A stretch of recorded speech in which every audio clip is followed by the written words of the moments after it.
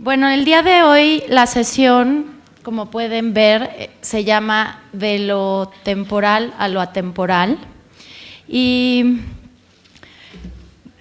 creo que al final de lo que queremos hablar es justamente del tiempo, ¿no? Y de cómo el tiempo se manifiesta y es una constante absoluta en nuestro trabajo, y la cual a veces, y la mayoría de las veces, de hecho, despreciamos o no tomamos en consideración. Creo que hablar del tiempo tendríamos que pensarlo desde muchos puntos de vista, desde muchas escalas. Finalmente, el tiempo transcurre de manera individual desde el hombre, que es nuestro usuario y que finalmente se va transformando a lo largo del tiempo. Entonces tenemos un usuario transitorio en emociones, en percepciones. Luego el tiempo de los recorridos en lo que proyectamos, que es justo esta consideración a la que hace tanta relevancia el maestro Mijares en sus tránsitos y demoras. Y por último, bueno, no por último, pero otra consideración y de lo que va toda esta presentación de los proyectos de los que vamos a hablar, es el tiempo justamente de una obra, ¿no? De si está diseñada o pensada para que su vigencia sea de 3 meses o que sea para la posteridad. Nada es eterno, eso está claro, pero bueno, las pirámides de Teotihuacán siguen, ¿no? Entonces, sí hay una relevancia en esa línea y es chistoso, pero de los proyectos que vamos a hablar, justamente hay otro tiempo que tiene que ver con el tiempo de hacer un proyecto. Y creo que es interesante también mencionarlo porque en los casos que vamos a presentarles, hay proyectos en los que hemos invertido alrededor de 4 años y seguiremos trabajando en ellos quizá los próximos 15 años o 20 o los que sigan. Y es muy interesante cómo la visión de un arquitecto a la hora de trabajar en un sitio en particular y de ir una vez, 2, 10, 20, también se va mutando, ¿no? Entonces, vamos a empezar con Plataforma. Plataforma es un festival, un evento cultural que se hace en Puebla. Fue un evento de carácter único, desafortunadamente, pero nos invitan a nosotros como Oficina de Arquitectura a desarrollar un pabellón que fuera un poco mutante, evidentemente transitorio, que pudiera suceder en una serie de lugares y de ahí el pensar cómo hacer algo que fuera un punto de referencia. A nosotros nos piden no hacer una pieza, sino un módulo de información sobre el festival, sobre el evento, pero este evento tenía varias sedes. Entonces, ¿qué hacer? Obviamente con 3 pesos, en 3 minutos, en locaciones donde a veces no podías fijar nada en el piso porque era en el centro histórico. Y bueno, nosotros partimos desarrollando una investigación bastante exhaustiva de los materiales, del lugar, de tratar de entender un poco la personalidad de Puebla. Y obviamente nos topamos con una serie de cosas que iban desde las cosas permanentes, como la imagen que vimos antes, hasta esta serie de líneas transparentes, o más bien translúcidas, temporales, o estos pabellones que se abren y se cierran de un día para otro y se transforman a partir del transcurrir del día. Incluso de cosas como esto, que son contenedores, ¿no? Que hablan de un lugar que alberga cosas, pero que también tiene este carácter transitorio y en movimiento. Y bueno, otra vez, estos elementos ligeros, teníamos que pensar en materiales. La cuestión matérica era muy importante por la parte presupuestal y también porque pues tenía que ser ligero, no podía pesar mucho y al mismo tiempo queríamos lograr nosotros generar un objeto pues abstracto que dialogara con el centro histórico o con la Constancia o con los distintos lugares donde iba a estar ubicado. Entonces, una de las intervenciones fue en este lugar, que es justamente La Constancia, y en este caso nuestro módulo de información se redujo a convertirse en una mesa que se desdobla y se convierte en un librero. Y esto es porque el lugar es, no sé si lo conocen, es extraordinario, es un lugar, una especie de fábrica, ¿no? Era una fábrica, después se usó para cosas culturales, hoy en día está rentada creo que al conservatorio, pero bueno, nosotros aquí lo que hicimos fue una pieza de madera que soportara los libros de la información y que al mismo tiempo dialogara con la preexistencia, que se encajara y se desdoblara con la puerta, ventana que existía en ese vano. Y este elemento fue una pieza que empezó a suceder en las distintas locaciones en las que tenía que suceder estas intervenciones. Entonces, esta fue en San Francisco, un centro cultural en el centro de Puebla. Justamente aquí incorporamos otro elemento que fue el de estar, el de dónde puedes relajarte, sentarte a leer esta información, y entonces tomamos como un punto importante las hamacas, y en este caso el espacio era tan grande que no podíamos colocar hamacas tradicionales, entonces colgamos estos elementos hamaqueros, volvimos a utilizar el elemento de madera que es la mesa, y era una mesa que se movía para insinuar y llamar la atención de los visitantes. No sé si no traigo la imagen de cuando sale. Y por último, bueno, no es el último, pero que fue el de mayor tamaño, que está justamente en el centro de Puebla, decidimos utilizar una estructura sumamente ligera de tubos. Todos estaban diseñados, todas las intersecciones, es un pabellón que flota, con esta piel que tomamos de referencia en las imágenes que les mostramos antes, es una malla blanca, que descubrimos que tenía una bipolaridad en sus propiedades, que es que lograba proyectar las sombras de los árboles, esta cosa con la que tanto jugó Barragán, y al mismo tiempo ser translúcida para poder hacer proyecciones desde la noche, y que la noche también fuera un espacio de información, de comunicación y de llevar el arte a la cotidianidad.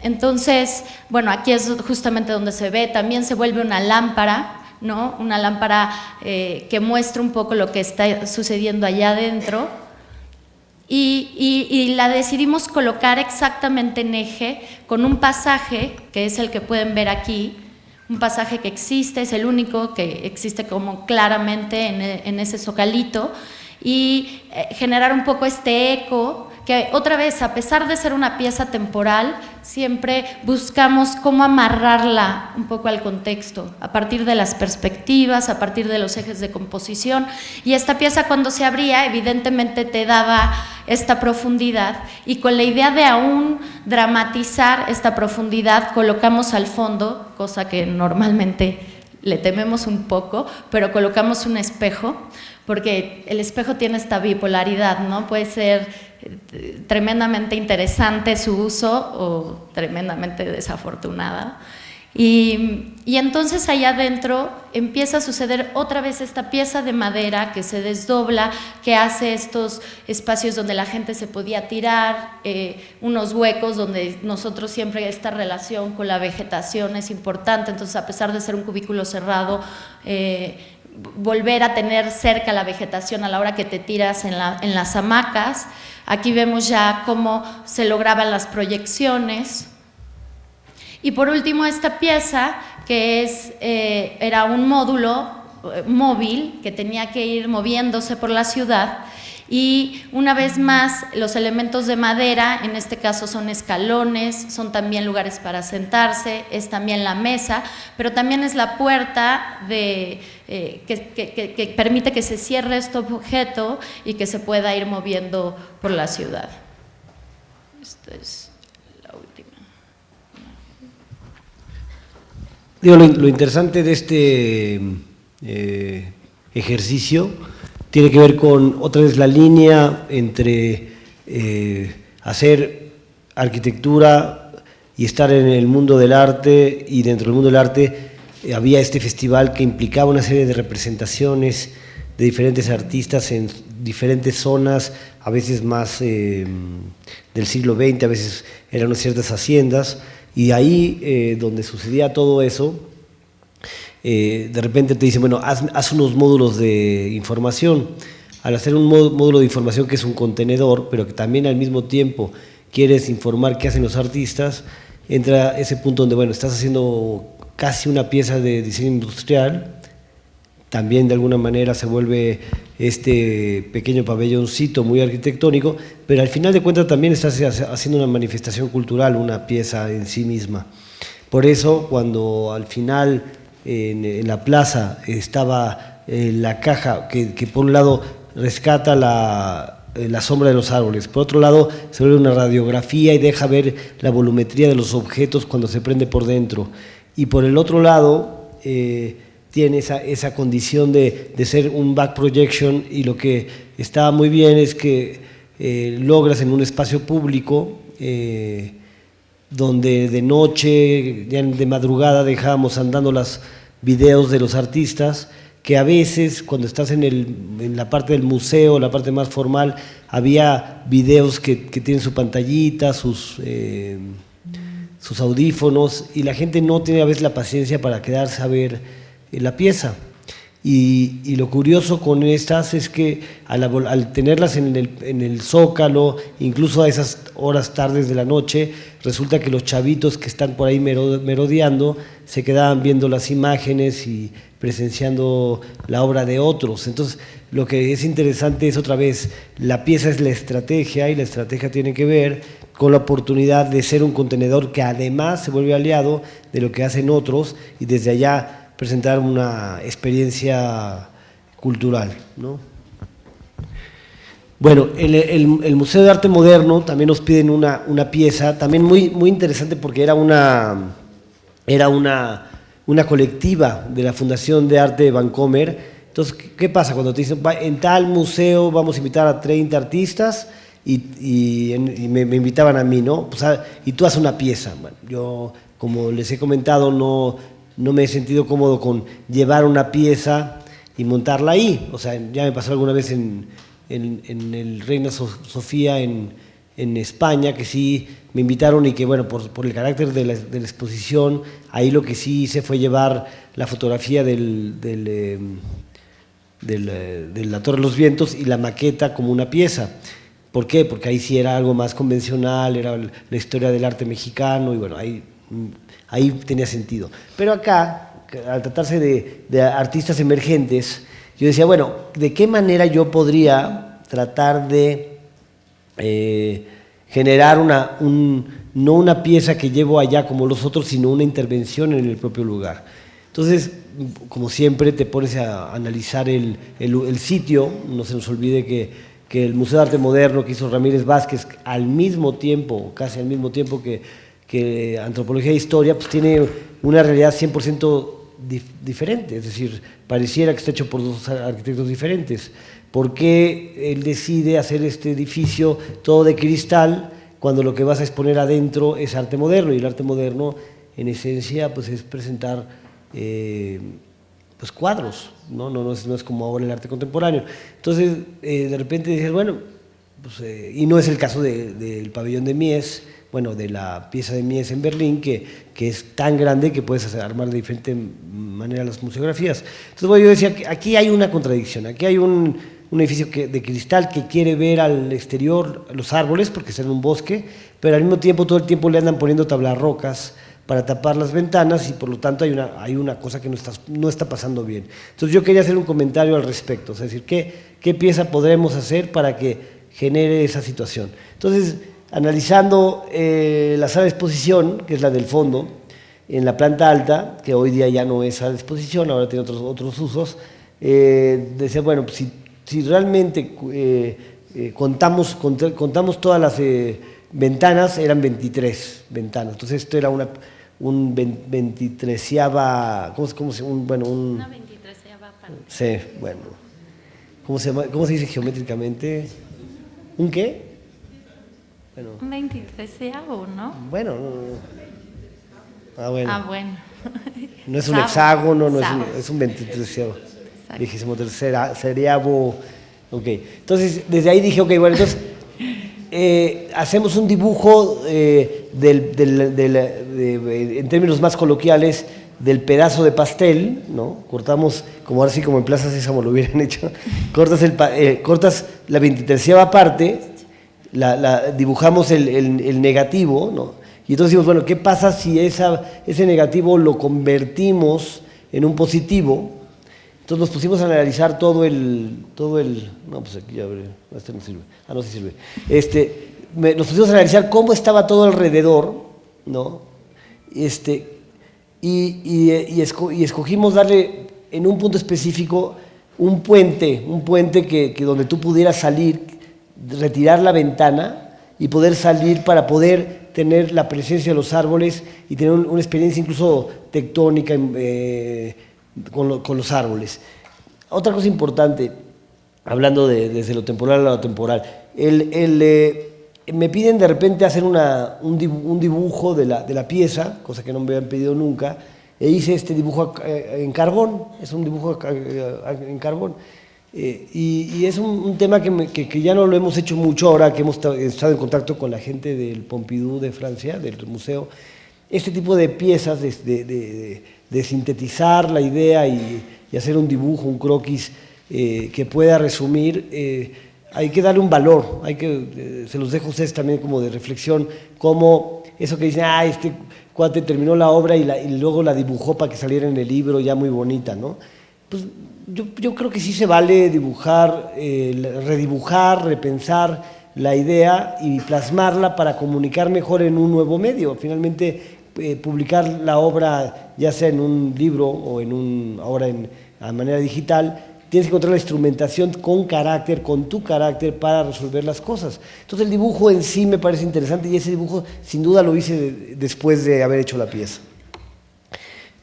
Y la idea es esa, cómo retiramos una pieza. Aquí también viene en la pieza esta cosa política, ¿no? Cuando le dice a la curadora, voy a retirar un vidrio para poner un puente para acercarme a los árboles, dijo, perfecto, y tal smells.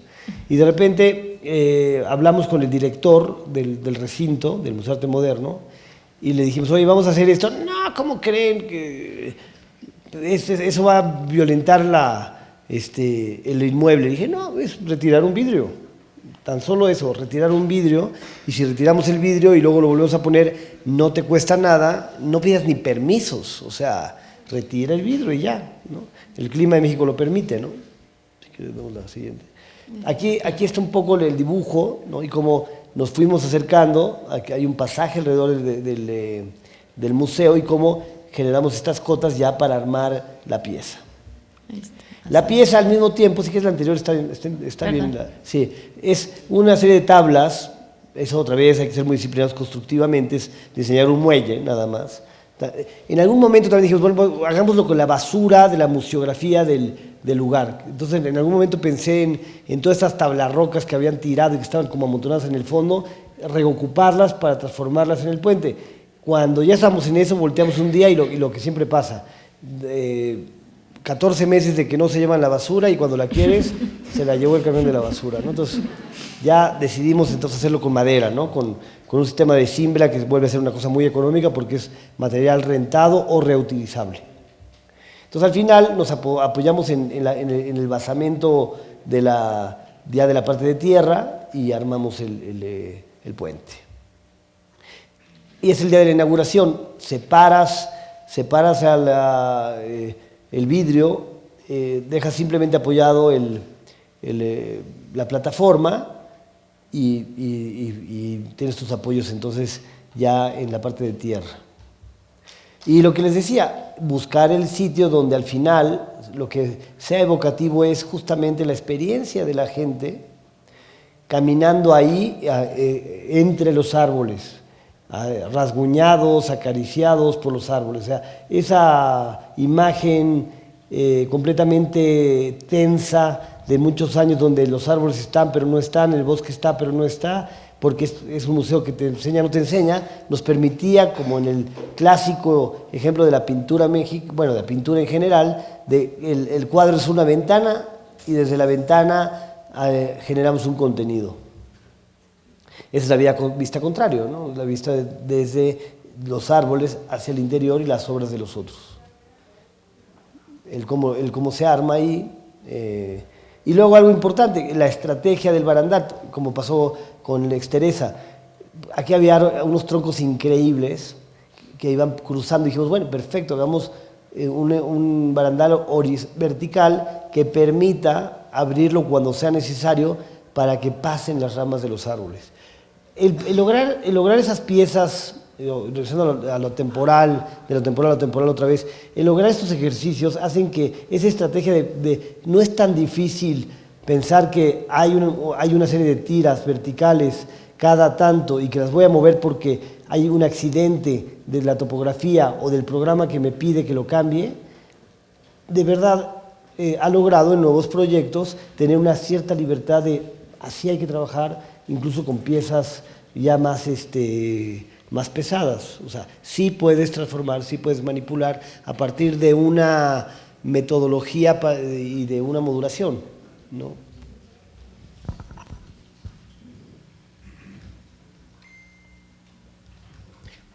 Se armó un desmadre porque ya puesta la obra y ya la inauguración llegaron los reclamos de que se metían las ardillas al museo, ¿no? Ya les dije, no, ya bueno, en la noche sobre todo, entonces dijimos, bueno, ok, les inventamos ahí una especie de puertita de plástico para que en la noche la pusieran y luego la quitaran, porque estaba indignado el director, ¿no? O sea, porque, bueno, yo la verdad no había pensado en ese pequeño detalle, ¿no? Pero está bien, es parte también del cuestionamiento del espacio abierto y no abierto en una sala de exposiciones, ¿no? Obviamente en Europa hubiera sido imposible porque también rompes con todo el esquema de humidificadores y todo ese tipo de cosas, ¿no? Entonces, sí, también la pieza también es provocar y cuestionar el edificio como representante del sistema, de un sistema cultural e incluso de la parte vulnerable del sistema cultural en el que vivimos, que son edificios que se hicieron, gracias, sin aires acondicionados y sin el profesionalismo que ahora existe en otros, ¿no? Bueno, esta pieza es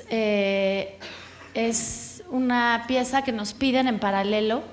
Es interesante y justo la estamos presentando, queremos presentárselas juntas. Es una pieza para una editorial que se llama Toluca Editions. Ellos hacen estos arte objeto, es lo que están viendo en la pantalla, son unos libros donde a partir de un tema, por ejemplo la muerte, le piden a un diseñador industrial hacer la caja, a un fotógrafo, una serie de fotografías, a un poeta, a un diseñador gráfico, todos distintos, realizar un objeto, que el resultado son estos libros.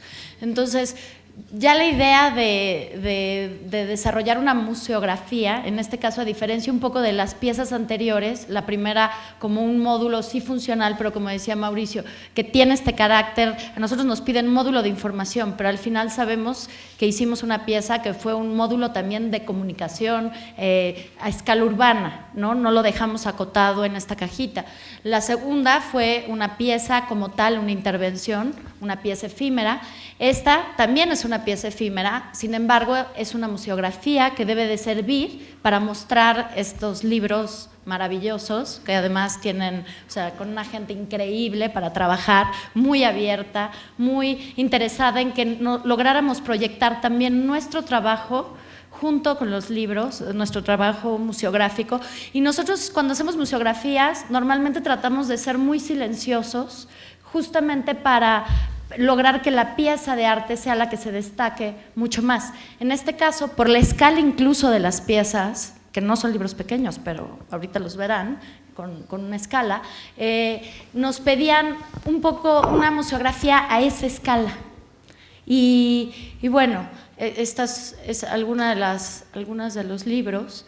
Y también era una pieza que teníamos que hacer en el Museo de Arte Moderno, justamente en esa sala.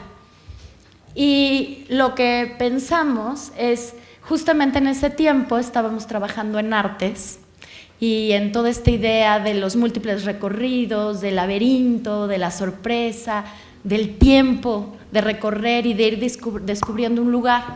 Y aquí, pues nuestra sala o nuestro espacio en realidad era pues este segmento de la sala. Entonces, ¿cómo lograr esos recorridos para ir descubriendo estas piezas poco a poco, estas demoras para poder sentarte a observarlas? Y transgredimos un poco las normas incluso de lo museográfico. Hay reglas donde no puedes hacer pasillos de menor tamaño porque hay un número de personas que van caminando y demás. O la distancia a la que tienes que colocarte con respecto a una pieza de arte, una obra de arte.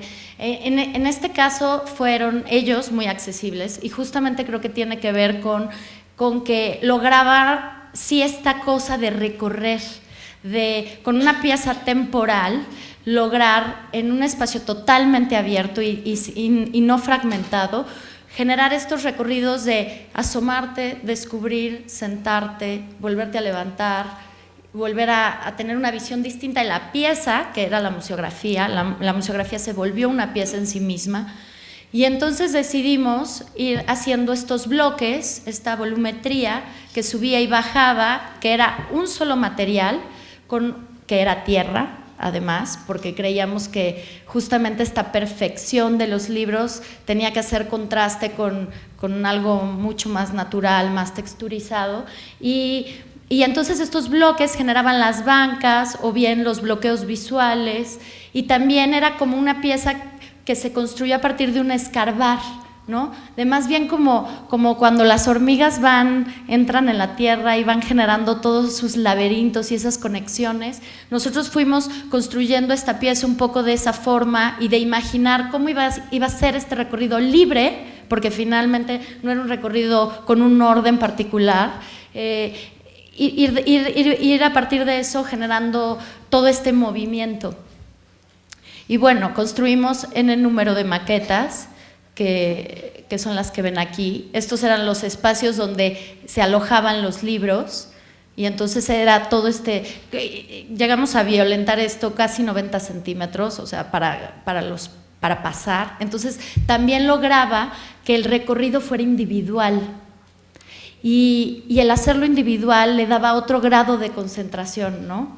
No sé si lo han visto, pero cuando vas en los museos y de repente hay muchísima gente, pues es abrumador. Incluso en piezas tan pequeñas como esta, para nosotros era fundamental lograr esos enfoques y esa condición individual de sentirte absorto totalmente por el espacio. Y ahí ven la escala humana. Obviamente, cuando propusimos hacerlo en tierra, lo primero que dijo otra vez Arte Moderno es cómo vamos a cargar bloques de piedra totales en esto.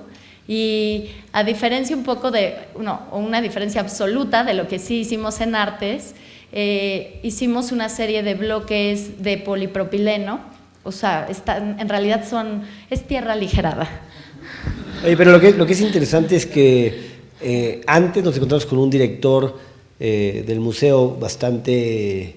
Troncón. Pues un tipo muy limitado, yo diría.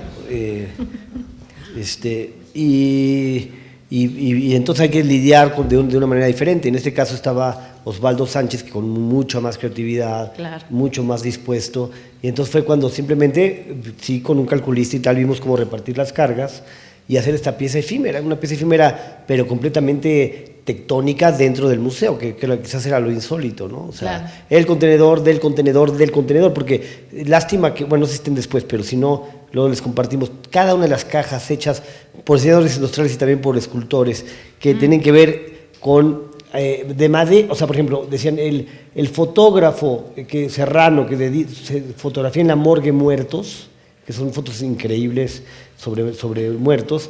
Entonces consiguieron un artista que trabaja con materiales fríos, ¿no? Entonces el contenedor era una cosa de un material casi, no sé si era aluminio o acero inoxidable, que entonces el contenedor se vuelve, y el poeta que tenga que ver con eso.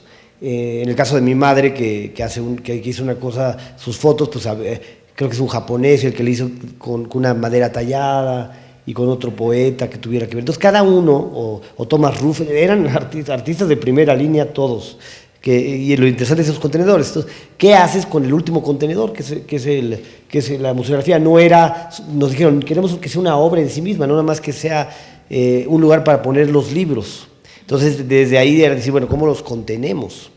Y además nos dijeron, por otro lado, en digital los van a poder, son como tan de arte que no es tan fácil que la gente los esté moviendo. Entonces, digitalmente los podías ver, y un poco también inmaculadamente dejamos estos capelos que te permiten verlos, pero pues ahí no los vas a poder manipular por una decisión del curador, ¿no? Sí. Sí, y aquí justo ven, ¿no? El libro, el espacio para sentarse y otra vez esta cosa de ir escarbando, ¿no? Y no se agrietó nada, ¿verdad? No se agrietó la tierra compactada en esta ocasión. No, aquí no.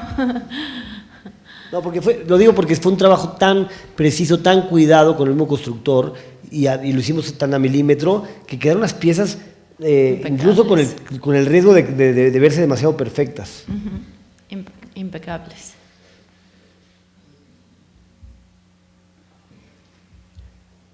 Ahí más o menos se dejan ver, ¿no? Un poco cómo se desdoblan, cómo aparecen ya las piezas dentro de la propia caja. Y además algo interesante, al final nos pagaron con uno de los libros, ¿no?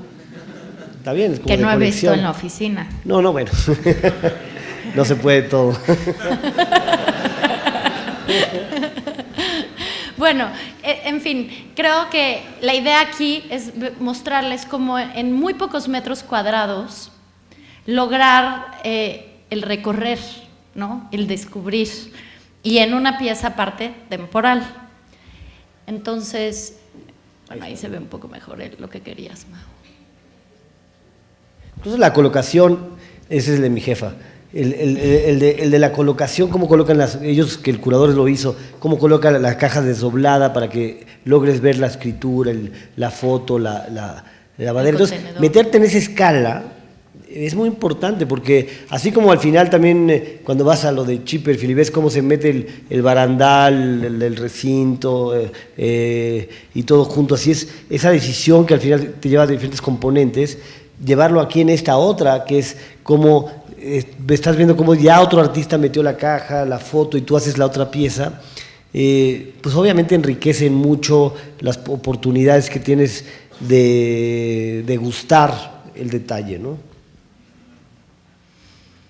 Y bueno, como justo estábamos en este proceso de artes, y sé que hablamos antes de artes desde este ojo de la idea, del concepto, ahora la intención es mostrárselos un poco más a detalle.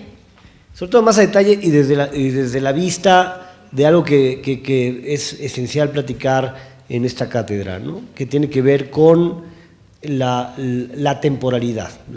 O sea, ¿por qué es importante, al final de cuentas, creer, pensar o buscar que la arquitectura sea temporal? Y es aquí donde se han hecho muchas discusiones entre amigos, la tenemos mucho con Humberto, con Mijares, en general una discusión muy armada sobre...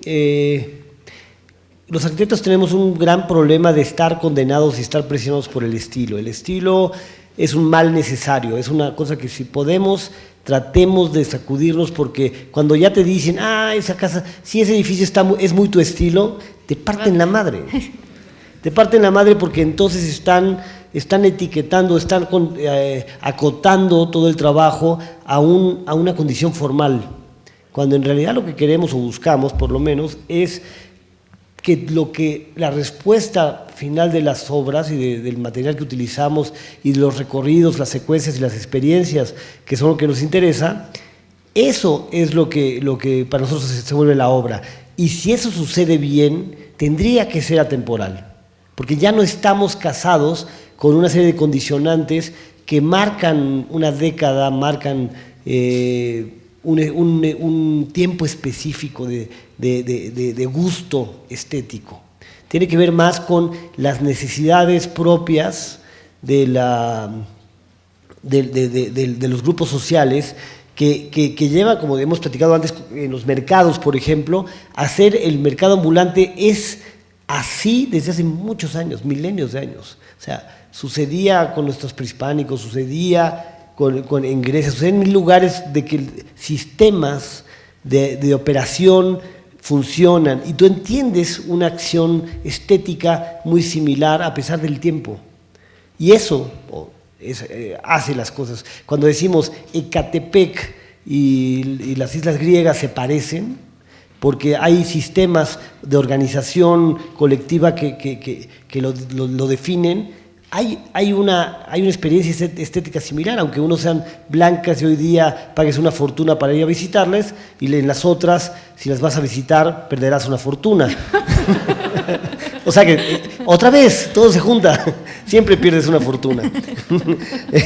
Bueno, y en ese sentido, Artes, me parece que es una obra que está soportando bien el tiempo y está soportando bien los madrazos, pero también me parece que al tiempo, y hay un texto que ya no sé si salió publicado o no, pero si ya salió publicado, luego a ver si hacemos un correo, porque es una mujer ecuatoriana que me entrevistó y que, creo que ya dije esto, pero bueno, que habla sobre las ruinas contemporáneas. Y eso me gusta que hablen de nuestro trabajo como si fueran ruinas contemporáneas, porque sí lo son, sí lo han sido, a veces ni se habitan o sufren descalabros típicos de una ruina, pero por otro lado también son capaces de estar en un lugar donde no sabes en qué momento se hicieron. Y para mí esa es una virtud que queremos encontrar y buscar.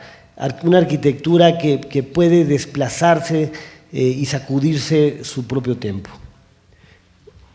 Y en ese sentido, yo creo que desde ahí la gran preocupación en Artes, y vamos a tratar de platicar en ese camino, tiene que ver con por qué de origen decir no queremos vender una fachada, no queremos vender un edificio con una forma específica. Queremos, en principio, sabiendo que en la UADJ, los edificios que se han construido desde los 60 a la fecha, por diferentes décadas, pasaron por el posmodernismo, pasaron por una arquitectura banal, sin mucha fuerza, pasaron por diferentes condicionantes formales, muy ingenuas casi siempre. Estilos. Y estilos. Entonces, en ese sentido decíamos, bueno, tratemos en la medida de lo posible de no ser edificio. Tratemos en lo posible de ser más parte de un jardín, por el contexto que tenemos. O sea, era muy peligroso ser un edificio muy presente, por los que se estaban haciendo y por los que ya existían. Y es ahí donde dijimos, bueno, vamos a hacer estos taludes, vamos a armar estas piezas de una condicionante de negativo positivo que nos permita tener experiencias hacia allá adentro, pero también que se invita a la gente a resolver caminar encima de ellas. O sea, retomando, por ejemplo, lo que puede gustarte de edificios, por ejemplo, el edificio de ¿cómo se llama el de Oma? ¿Es Oma? O el español Zaira Polo, el de la marítima Japón. ¿Cómo?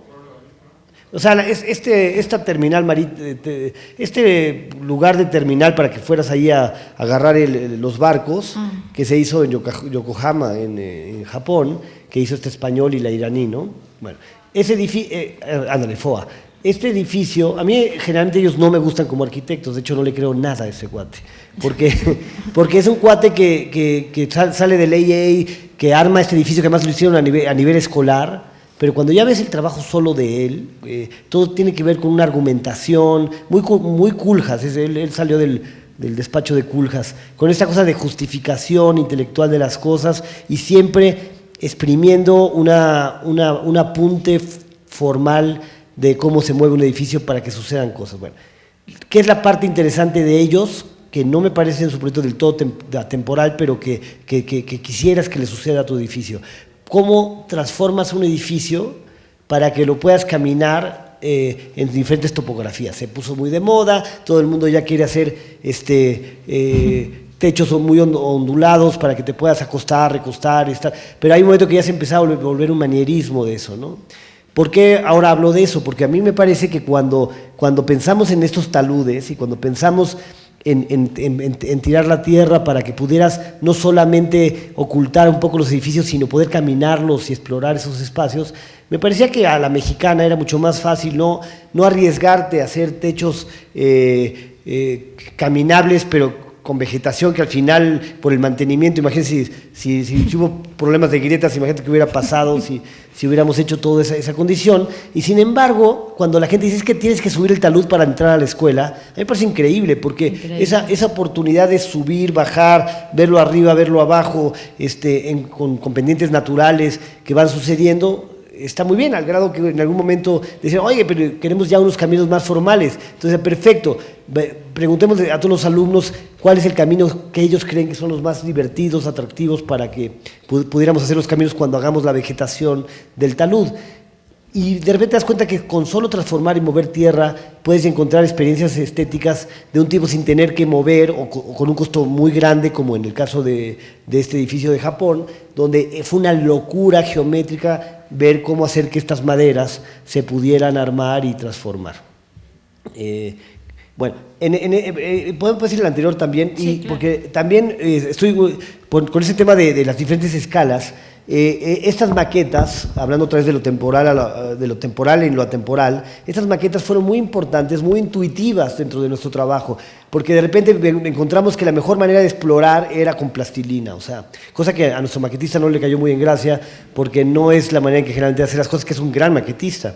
Pero entonces pedimos a alguien que nos estaba ayudando que se pusiera a hacer variables de esta condición de, a ver, que se toquen los cuerpos, que se despeguen, que se toquen más con la topografía o no, y desde allá hicimos toda esta serie de volumetrías, y me parece que son experiencias que enriquecieron mucho el proyecto. O sea, el haber hecho todas estas piezas que además, curiosamente, son las que se llevó el Pompidou a su acervo, o sea, porque tienen quizás esta honestidad de su proceso. Estas sí no fueron hechas después como otros dibujos, pero sí hay un trabajo intelectual adentro de ellas, y eso las hace valiosas. O sea, uno no hace ni siquiera las maquetas para que se vean bonitas, es que sabes de antemano que la pieza tiene un trabajo intelectual, ¿no?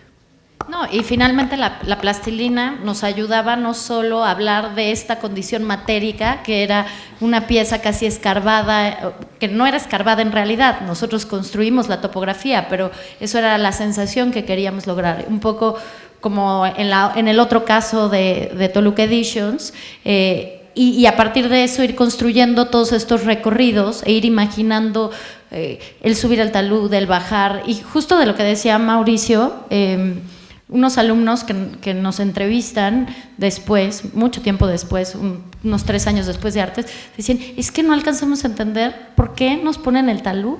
O sea, era como, no alcanzamos a entender, y creo que tiene que ver con que nuestra cotidianidad a veces está plagada de lo cotidiano, o sea, de pues, la entrada obvia, ¿no? El acceso franco, la obviedad, o sea, esta cosa donde lo más corto y lo más rápido mejor.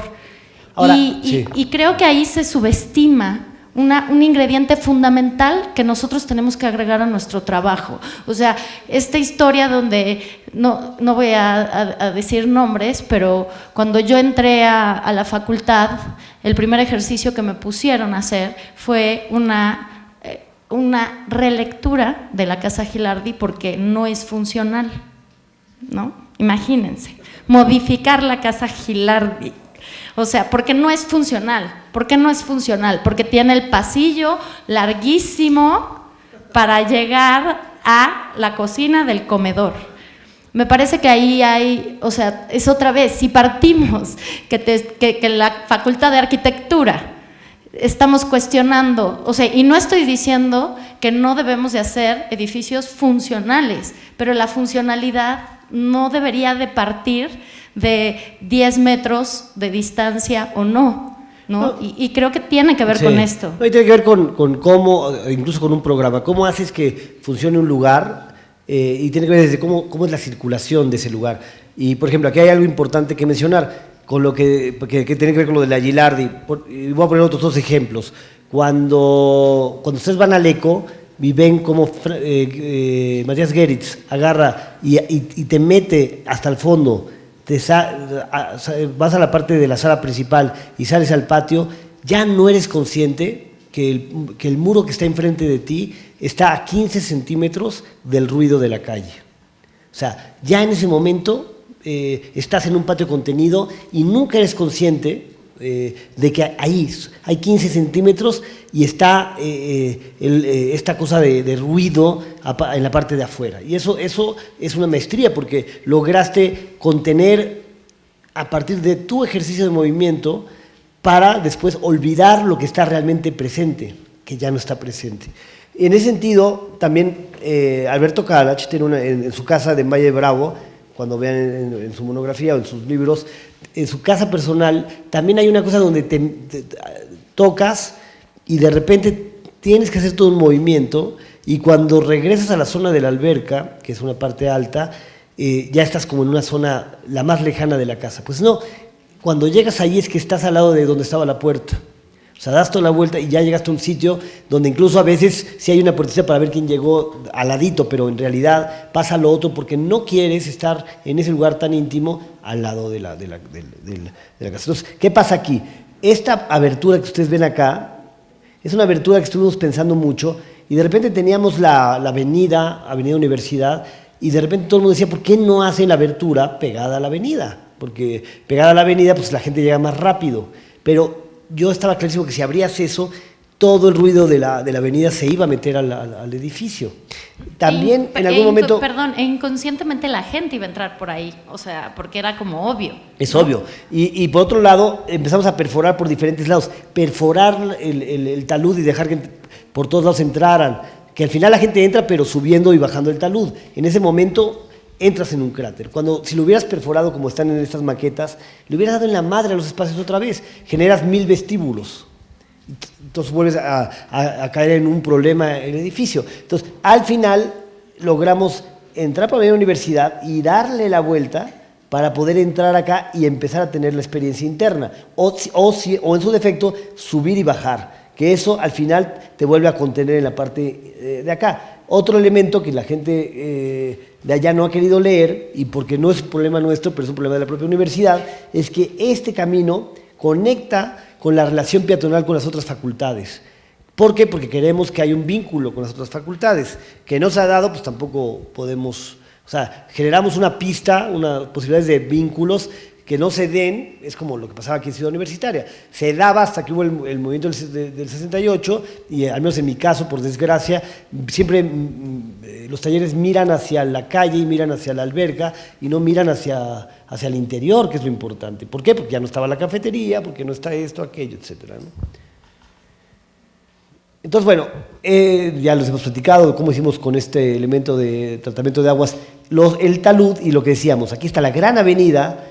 Hacer una perforación desde este lado de verdad hubiera significado profanar con el ruido de la ciudad el interior. En cambio, cuando le doy la vuelta, logro, por un lado, conectarme y aislarme en un tránsito, pero también tengo esta calle, que es una calle que conecta todo este elemento de manera interior, y si fuera un éxito la cafetería de este lugar, que todavía no la han puesto, la gente de medicina, de arquitectura, se lanzaría allá a la cafetería. O como pasó, por ejemplo, un muy bonito primer inauguración de la Escuela de Artes fue Mario Bellatín, que es un literato mexicano-peruano muy bueno, un poco mayor que yo, haciendo una presentación del libro porque estaba lloviendo y dijeron, pues, yo les dije, pues, ¿por qué no la hacen en la escuela? Entonces, la gente de literatura fue a la escuela a la presentación del libro.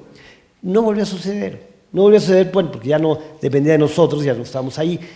Que de repente se permee el programa y que de repente de otras actividades de las propias facultades lograran permear esta situación, para el dentista va a ser mejor ver algo de arte. Y para el de arte, pues igual llega una dentista guapa y ligan, ¿no? Pero, o sea, decir, ¿qué haces para que las cosas se conecten, no? Y bueno, en ese sentido, lograr que eso que era una cancha se volviera esto. Y además de lo que ya hemos comentado, dejar que de la cancha de juego de pelota se lograra mantener, que se ha mantenido al día de hoy perfecta, intacta, ¿no? Y entonces lo que decíamos, ¿no? Cómo logras darle la vuelta, qué bien que la gente sube y baja en este camino, ¿no? Curiosamente, como un dato último, me dice el nuevo rector con el que en teoría estamos arreglando la escuela. Me dice, oye, en la parte de allá atrás hay una barda y hay y el talud y la barda hacen un espacio donde pues hay delincuencia, hay venta de drogas, en ese espacio pequeño, ¿no? Y de repente, como está tan contenido, así como aquí era importante contener, de repente se me ocurrió decir, bueno, ¿y qué pasa si una de estas la cortamos un pedazo para que sea, creo que era en esta, que la puedas cortar para que se extienda a un patio mayor tu último, la sala la de escultura, y se remate en el último punto? ¿Por qué no me preocupa? Porque en vez de que esta energía la pongo para allá, entonces ya no es un lugar privado pero al mismo tiempo logro, o sea, empezar a involucrar un espacio que es peligroso por estar solo, que no era el caso de acá, es peligroso por estar lleno. Entonces, ¿qué haces con la arquitectura para resolver esos temas, ¿no? ¿Por qué aquí sí puedo cortar y aquí no quiero cortar? Y tiene que ver con programa. Ahí están los cortes del mismo, un poco el sistema estructural que ya hemos platicado, pero yo creo que mejor seguimos con el tema de lo temporal y atemporal, ¿no? Entonces, ¿cómo finalmente puedo yo subir de acá?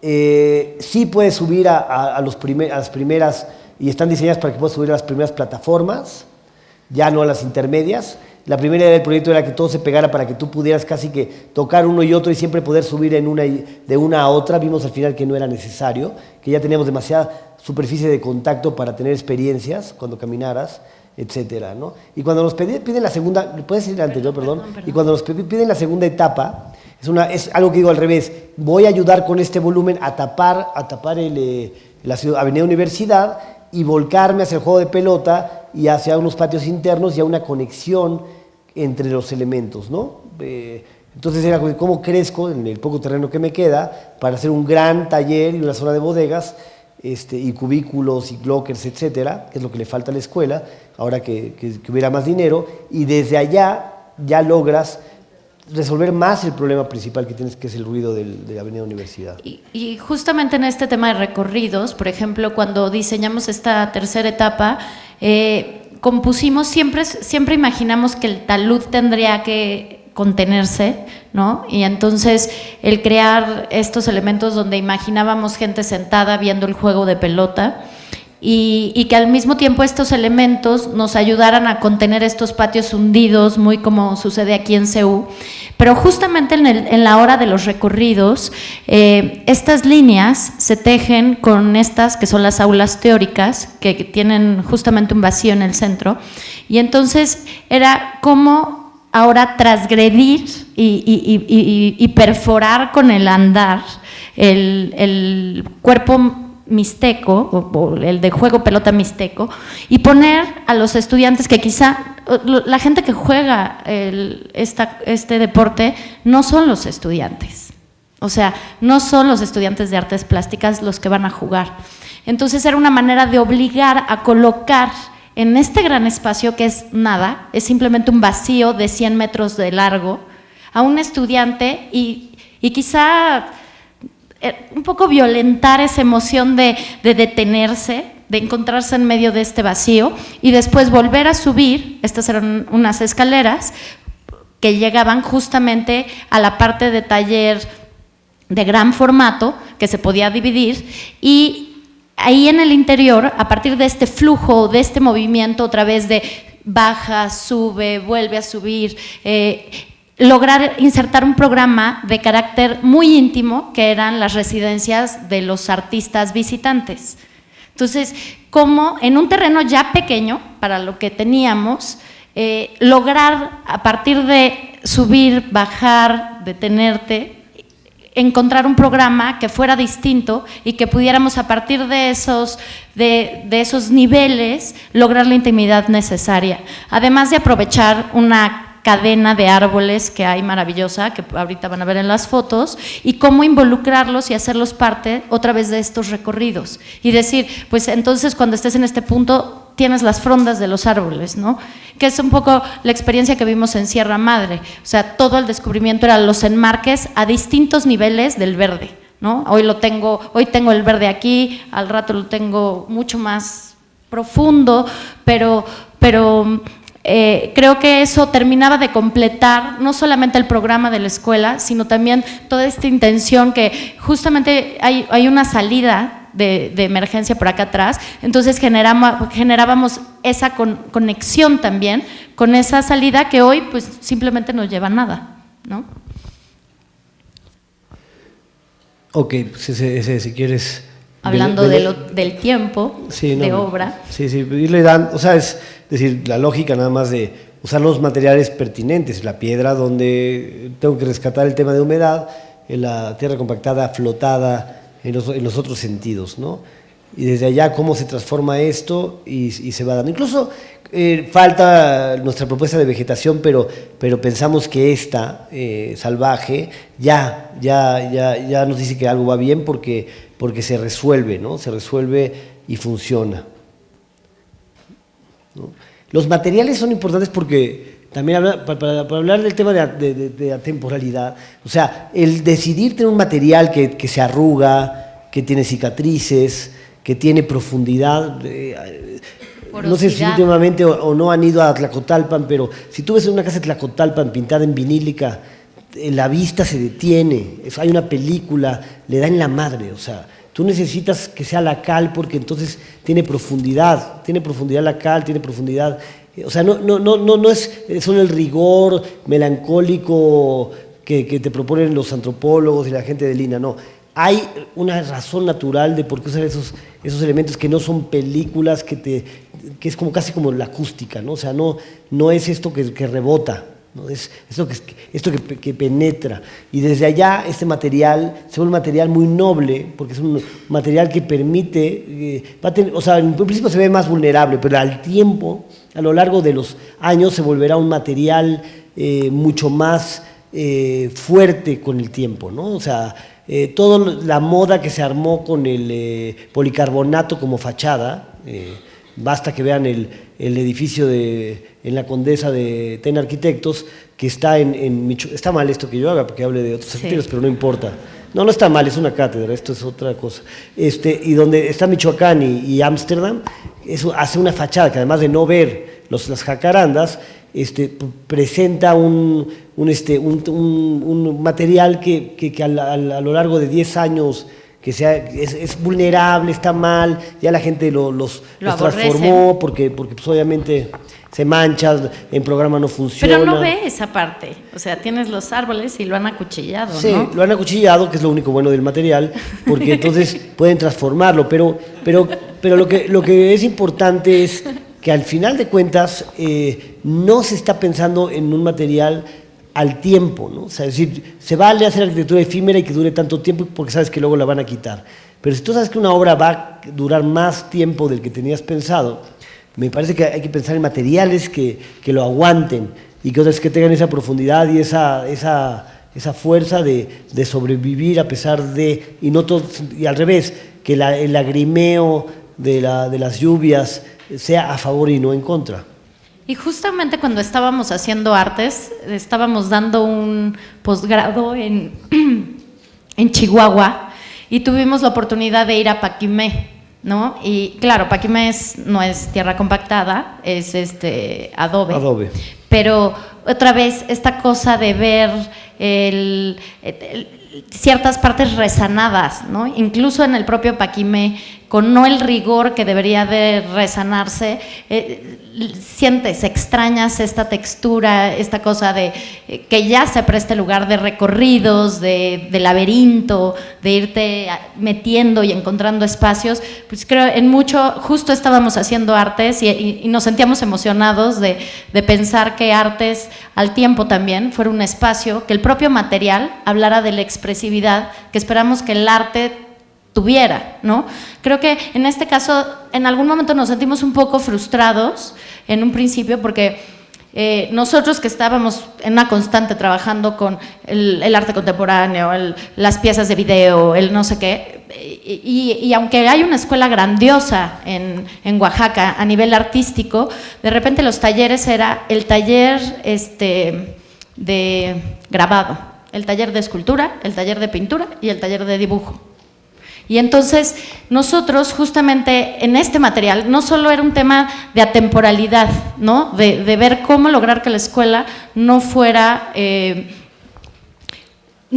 artificiosa o se sintiera artificiosa y que al mismo tiempo en esa temporalidad fuera intervenida, o sea, que verdaderamente nosotros imaginamos, y no traigo fotos tal cual de cómo hoy se ha estado interviniendo, pero porque quizá no se ha intervenido de buenas maneras, pero sí pensábamos como al dejar estas soleras, por ejemplo, que fue otra acción, iba a permitir que los estudiantes pensaran en cosas, ¿no? Quizá una línea de tensores, y esa fuera la pieza de arte, y colgaran cosas, y entonces esta piel, esta cosa que al final es muy neutra, sí tiene mucha textura, pero es muy neutra, volviera a ser un lienzo para que lo que viviera fueran todas estas piezas que le estuvieran interviniendo. Sí, de hecho, si quieres ver, pasa otra. Va a ir pasando estas que son más constructivas. El hecho importante es, de origen nosotros pensamos que la obra, pensar en un escultor clásico, en un grabador, en un pintor, en un dibujo o en un gráfico clásico, nos parecía un poco como que algo que estaba en la raya, pero es un estudio suficientemente bueno como para tratar de entender que allá adentro, en un estudio de 8x10 con buena luz norte, puede pasar las dos cosas. Puede pasar que decidas tener una zona para computadoras o puedes tener un clásico estudio de escultor o de pintor. Entonces, eso es lo que es importante al final, que hagas una arquitectura que pueda abrirse y que no se limite a una circunstancia. En dónde suceden esas operaciones, en las cosas tan sencillas como dónde están los apagadores, dónde están los contactos, cómo es la iluminación, para que logres en ese sentido la fórmula.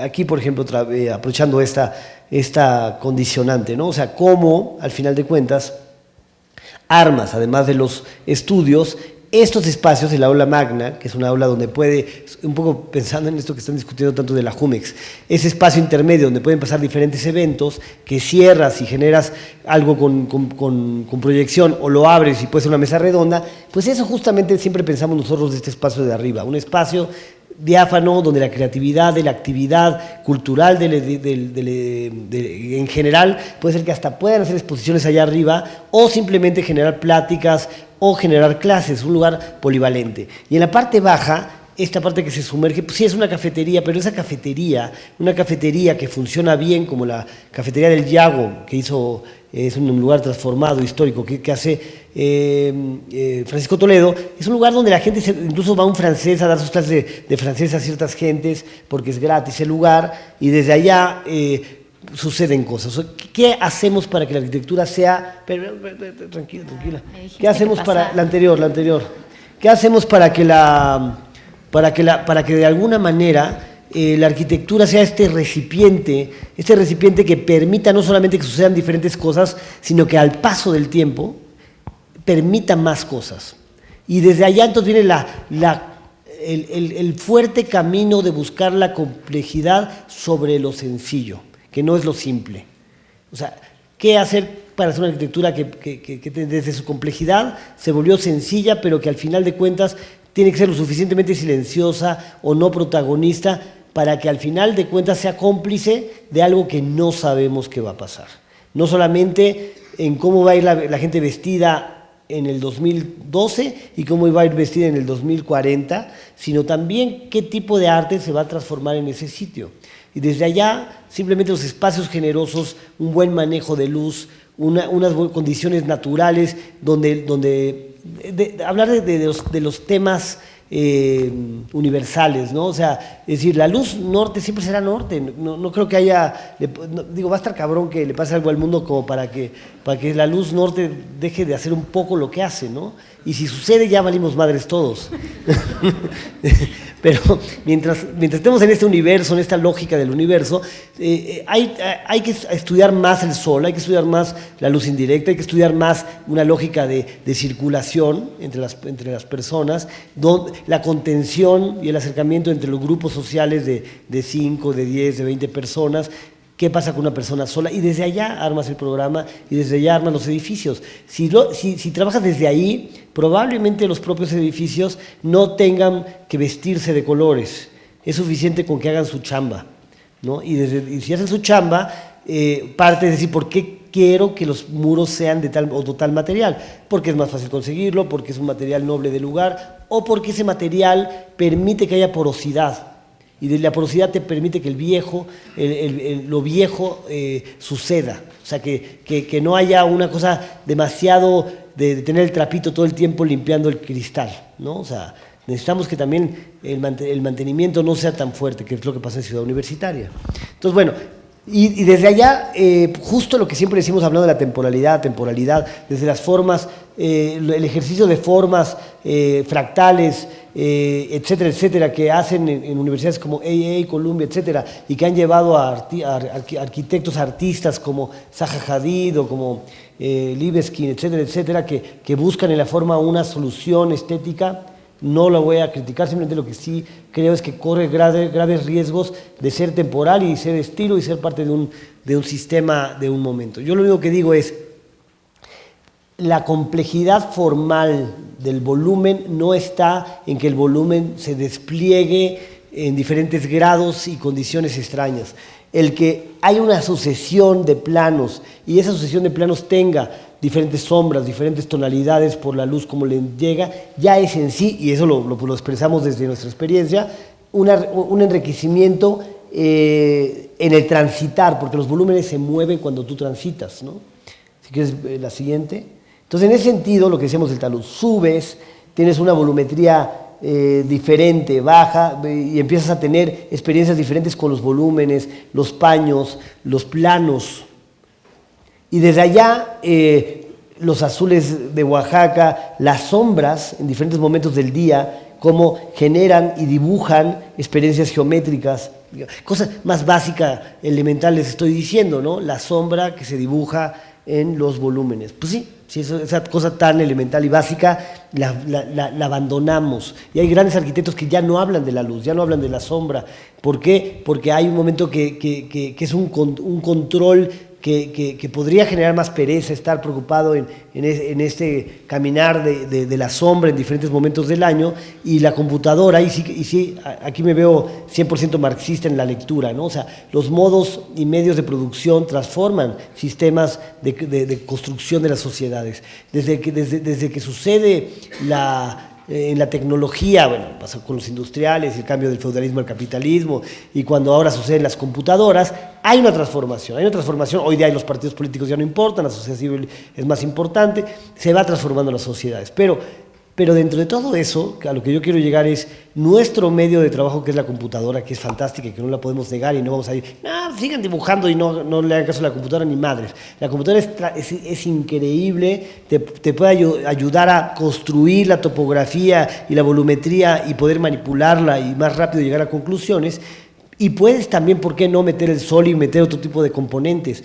Es la parte que me parece, y puedes diseccionar y entender qué va a suceder a nivel sísmico, qué va a suceder con el programa estructural. Pero cuando lo llevas desde el otro lado a lo formal, y hay una forma atractiva, pero no sabes cómo se va a construir, porque obviamente las rayitas de las geometrías que te permite el programa no te está diciendo cuánto cuesta y con qué material puedes hacer eso para que soporte esos claros, o para que soporte esas formas. Candela sí lo hizo, pero Candela lo hizo a partir de una lógica de los pliegues de un material para hacer que tengas y por eso es atemporal Candela, porque al final está resolviendo un problema, no está siendo solamente formal.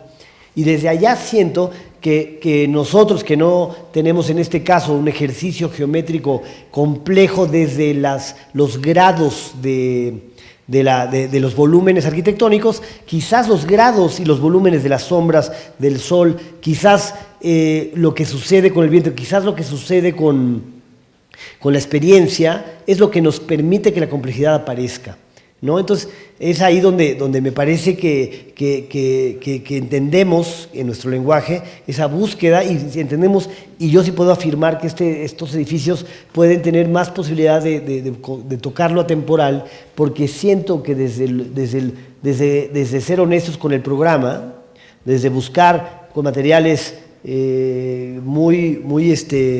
pues ya muy probados desde la historia, pero eso sí, con la complejidad y la fuerza en la deconstrucción intelectual, porque es contemporáneo, ¿no? Porque entonces dirán, pues con todo lo que estás diciendo, mejor hagamos haciendas a la antigüita, ¿no? No, hay que buscar la deconstrucción, hay que buscar que los sistemas se transformen, y desde allá viene la aportación contemporánea, pero eso ya no es estilo.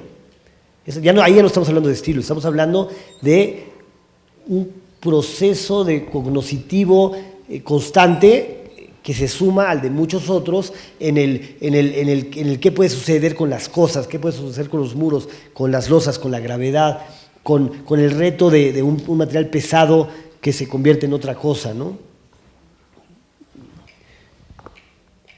Entonces, si vemos estas imágenes, si quieres podemos ver otra, y vemos esto, repito otra vez, que lo interesante, y por eso las maquetas ahí son muy importantes, y no tanto los geometrales, es cómo los paños, las sombras, lo que luego ya no hacemos, todavía en mis tiempos nos hacían achurar las sombras, ¿no? Pero ahora te lo hace la computadora sola, pero lo que yo creo que es importante es la conciencia de...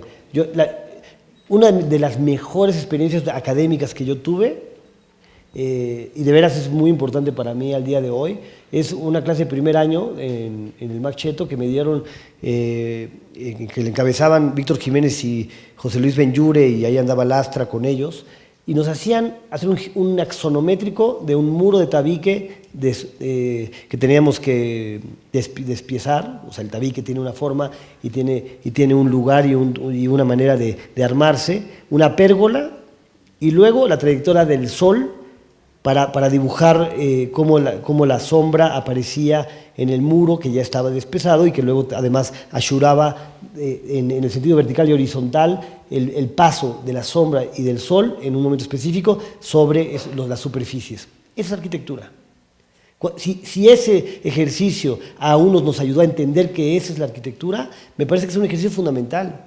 Es un ejercicio que al principio apenas estás aprendiendo, estás en primer año, ¿no? Y puta, el axonométrico, chinga el axonométrico, y ahora que se te volvió al revés y ahora frontal, y bueno, ya ahí lo dibujas, y ahora el sol, puta, y el sol que jala para acá y jala para allá, y luego se viene para allá, y ahora ashúralo, y ahora llévalo a la heliográfica para ver si ashuraste bien en calidad de línea del lápiz, para ver si funcionó o no funcionó el dibujo. Entonces aprendiste a dibujar, aprendiste a hacer un axonométrico y aprendiste a entender el movimiento del sol en un volumen complejo. Eso a veces es mucho más importante porque aprendes con H los elementos fundamentales de la arquitectura a que te lo haga la máquina, a que te lo haga la computadora. Entonces, es ahí donde creo que es una enseñanza muy importante, porque de verdad te pone a pensar en lo importante, ¿no? O sea, Bueno, a mí un ejercicio similar, pero lo irónico... Cheto Reina, ¿no? A ver qué... Sí, claro, obvio. No, aquí, y esto habla mal del Reina, pero un ejercicio irónico que yo no tuve en la clase de proyectos, sino en la clase, en mi época, el plan de estudios era tecnologías ambientales, lo que hoy se llama instalaciones, y este hombre... Francisco, nos pide hacer una maqueta, la misma maqueta a todo el salón, nos agrupa por zona donde vivíamos, busca un espacio abierto y nos asigna a cada uno, a cada grupo, una hora a la que teníamos que ir, poner la maqueta y dibujar las sombras, ¿no? Y hoy en día, así como en tu caso la celosía, para mí también es el ejercicio quizá de mayor claridad de entender, porque además era bellísimo, porque cuando teníamos los resultados, todos los volúmenes eran iguales, pero cada resultado era distinto, porque estaba en un lugar distinto, porque estaba a una hora distinta, y entonces justamente ahí, cuando, por ejemplo, no sé quién dice, ¿no? Es que ustedes y sus cajitas, pues es que a mi juicio hay una cajita deja de ser una cajita, no solo porque el ojo deforma, porque la perspectiva transforma, sino porque además la luz y obviamente apoyado de lo matérico, de la textura, de la decisión de material o de estos gestos como el que hablaba el día que vino Gerson, ¿no? Cómo nos obsesionábamos por no hacer el mismo paño y sabíamos que no podíamos remeternos más, pero esa intención iba a generar esta sombra, hacer que el edificio flotara más, que con un gesto minúsculo, esto está remetido 30 centímetros, y vean la sombra que alcanza a proyectar a que si estuviera en un mismo paño. Yo coincido que ahí está la complejidad, ¿no? Lo que pasa es que ya hay veces que ya no hay tiempo para detenerse en eso. No hay tiempo, o sea, no hay tiempo para decir, en cada uno de mis espacios me voy a parar y voy a ver qué pasa con la luz y dónde corto la losa para lograr un filo de luz y voy a ver dónde pasa el viento. En estos andadores que tienen esa tensión, justamente los pensamos mucho porque son puntos como donde el viento fluye de manera muy particular, a diferencia de las placitas o de los patios de los talleres. Y la tensión que existe entre estos volúmenes compone este juego también entre luz y sombra que te transforma completamente la visión de un andador, ¿no? Pero ojalá pensáramos, o sea, y es, creo, una invitación definitiva a pensar desde ahí, pero pensar desde ahí implica mucho más tiempo que solamente tirar 3 líneas, ¿no? Bueno, y todo esto, ¿no? Los volúmenes, las sombras, síguele para que nos dé tiempo el siguiente proyecto. Sí. Pero tampoco exageres. Como, o sea, la fuerza del árbol, síguele. Y además luego que te des cuenta que no son cajas, como dices, ¿no? Son planos. Y bueno, dentro de todo eso, síguele como estas geometrías, estas luces, todo esto junto es algo que se juega a tu favor en la composición final, ¿no? O sea, no, bueno, y lo que decimos, la deconstrucción, no son cajas, son planos que se intersectan, esa es la aportación, la búsqueda de aportaciones, pero repito, no sobre la forma, sobre la investigación de cómo se construyen las cosas. Pero además, esta imagen es interesante porque es nuestra favorita de esta serie de fotos, y cuando hicimos el libro, nos decían, estábamos en la decisión de si hacer una hoja o doble hoja cada imagen, o pequeña, y no entendían por qué para nosotros era tan importante que esta fuera una fotografía de doble página, ¿no?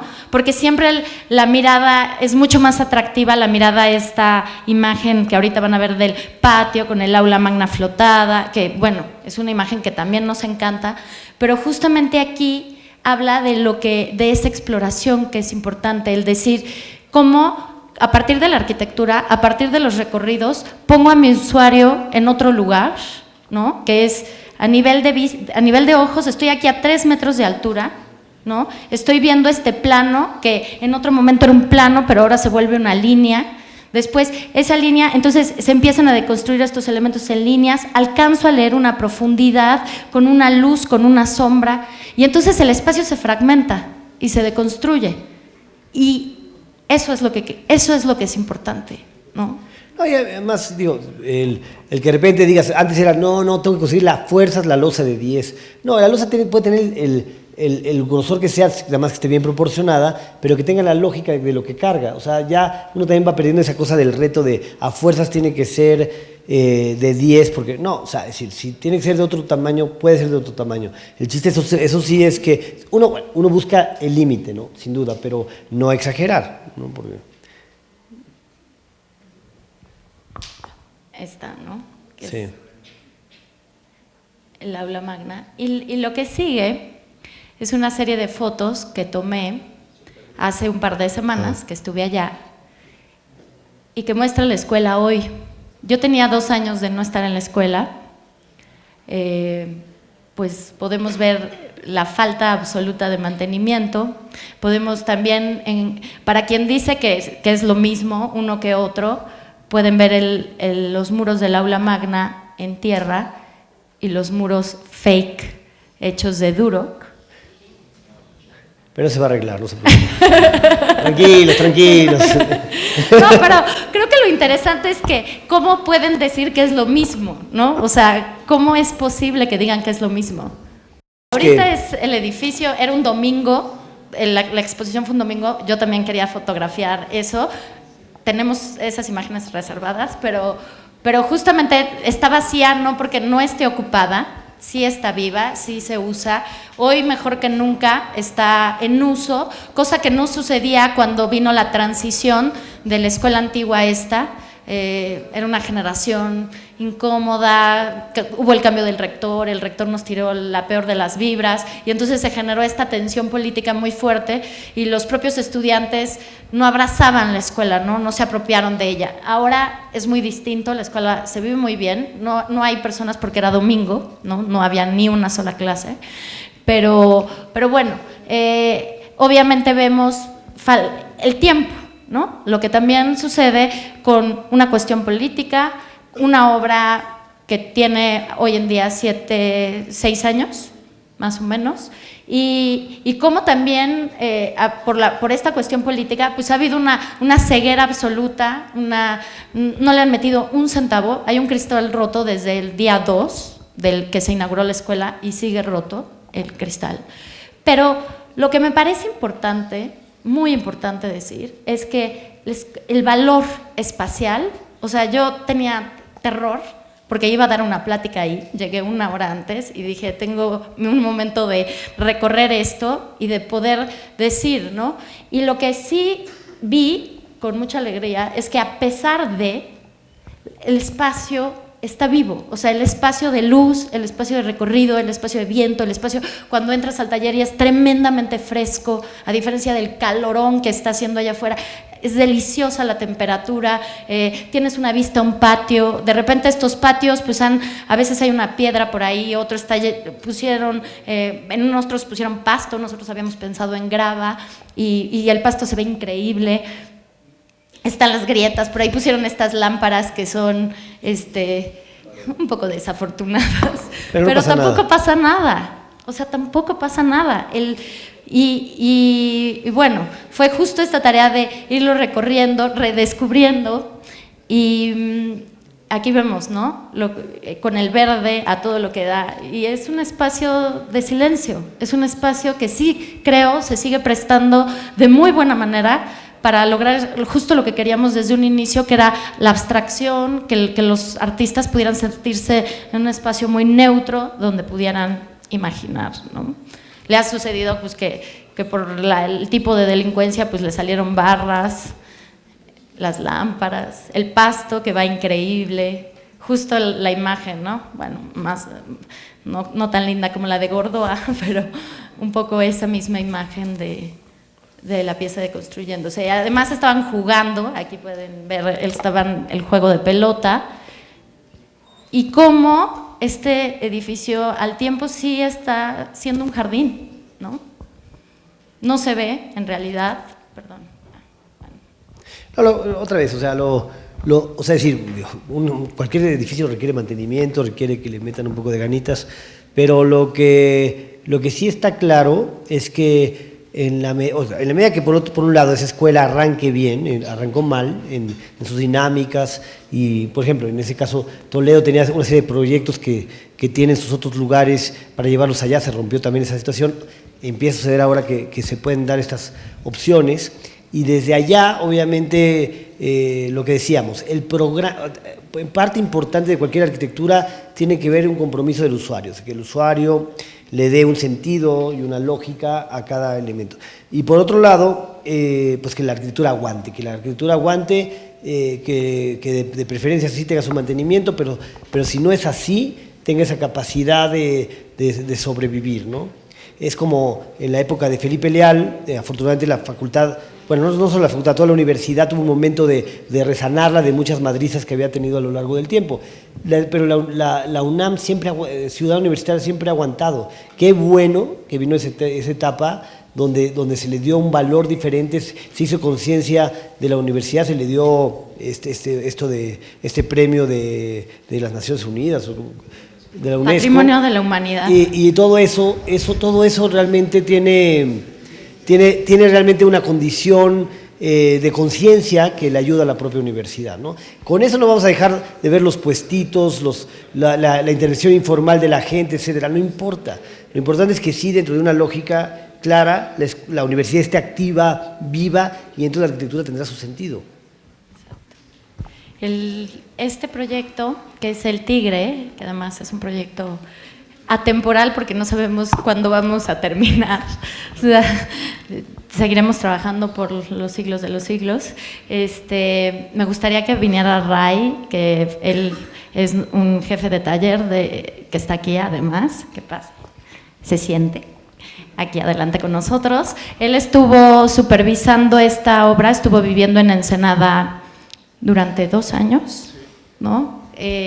Entonces, bueno, le pueden hacer preguntas más detalladas porque él vivió este proceso.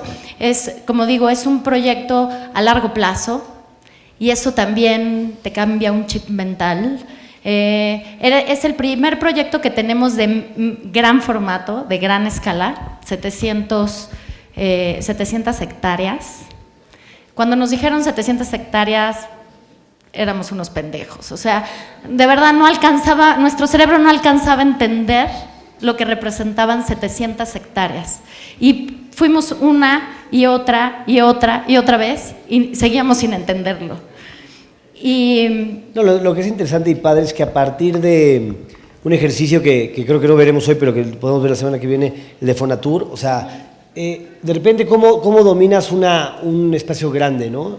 Y pues hay muchas maneras, pero quizás otra vez muy a la ciudad universitaria. Este es un lugar con mucha topografía. El plan maestro lo había hecho ETSA, que es una de estas empresas americanas, para lotificar. Es un lugar de 1000 casas y nosotros tenemos que hacer la tropicalización de todo eso, pero además también la idea es poder hacer todos los amenities y una serie de volúmenes que tienen que ver con este tipo de amenities. Se le llama a todas estas cosas que te van a ayudar a tener una casa club o un espacio para estar o un lugar donde puedas tener la vinícola, un hotel, etcétera, que son complementarios al sistema de las 1000 casas alrededor, que es la idea del cliente, de un viñedo que quieren armar y armar un vino que es parte del todo.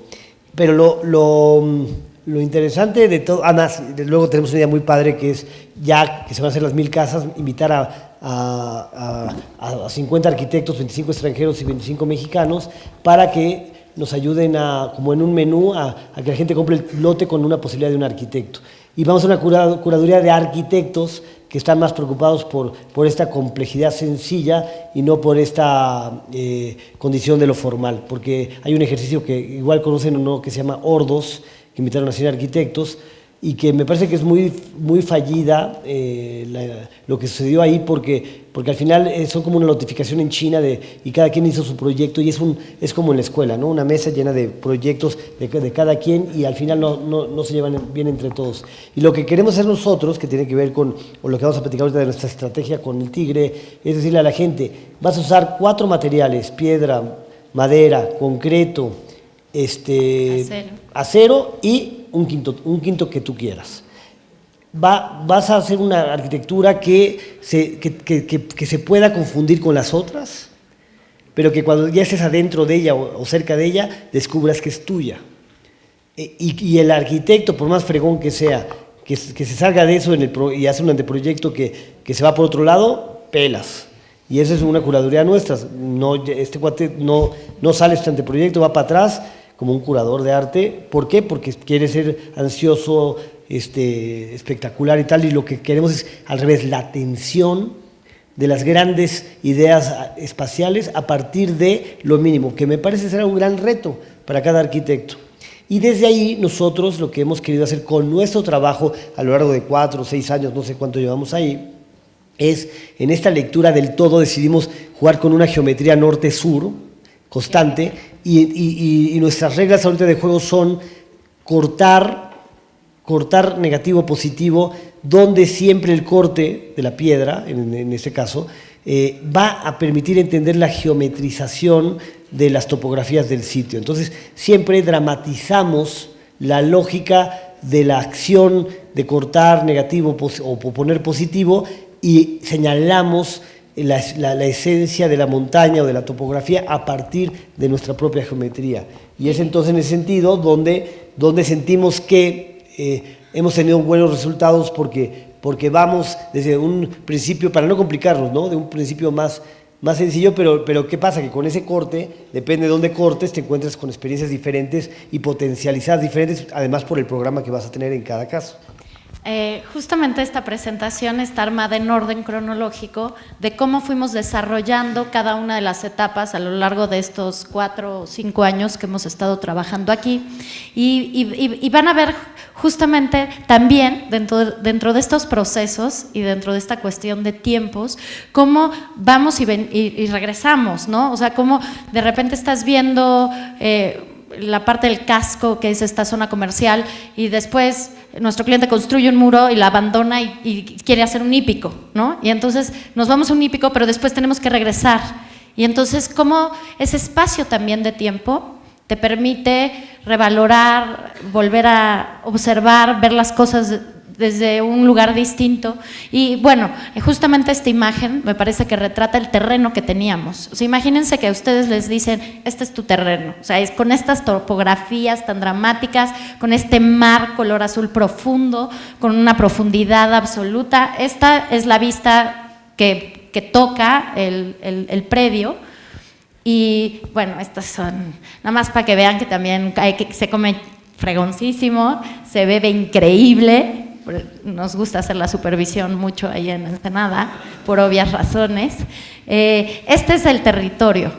Y cómo empiezas a agarrarlo, ¿no? También a decir, cómo a partir de estas acupunturas o de estos tejidos que suceden en un lugar, en otro, empiezas a tener una lectura de lo que decías, de estas reglas que dramatizan la topografía, pero que a partir del programa y de la ubicación de estas reglas se deforman, ¿no? Y creo que se va a ver con mucha claridad con lo que les vamos a presentar. El terreno tenía una intervención y era la transformación a partir del paisaje. Y ahí se ve, ¿no? O sea, ya hay una escala. Ya sabemos que para que pase un tractor entre una viña y otra tiene que haber 1 metro. Entonces son pequeños gestos que te empiezan a ayudar a escalar en tu cerebro un mundo que de otra forma sería mucho más complejo. Y este paisaje además ya ha intervenido con además ciertas voluntades. Hoy el símbolo o lo que destaca más como imagen de este desarrollo son 4 círculos que son hechos a base de viñedos y que además ahora son una pieza con la que nosotros hemos buscado ir componiendo y armando un poco un tejido también, porque también es parte de una preexistencia de todas las intervenciones que estamos haciendo, que justamente son esos. Ese es el vino. Increíble. Y que es una persistencia, porque esos círculos los hizo Clara Turrent, otra arquitecta que estaba involucrada con esto, que ya al final ya no está, pero que de repente hizo este trabajo que es muy lindo desde los círculos, y entonces dijimos, bueno, a partir de ahí hay que trabajar y resolver. No, es una super pieza, o sea, encuentra los árboles.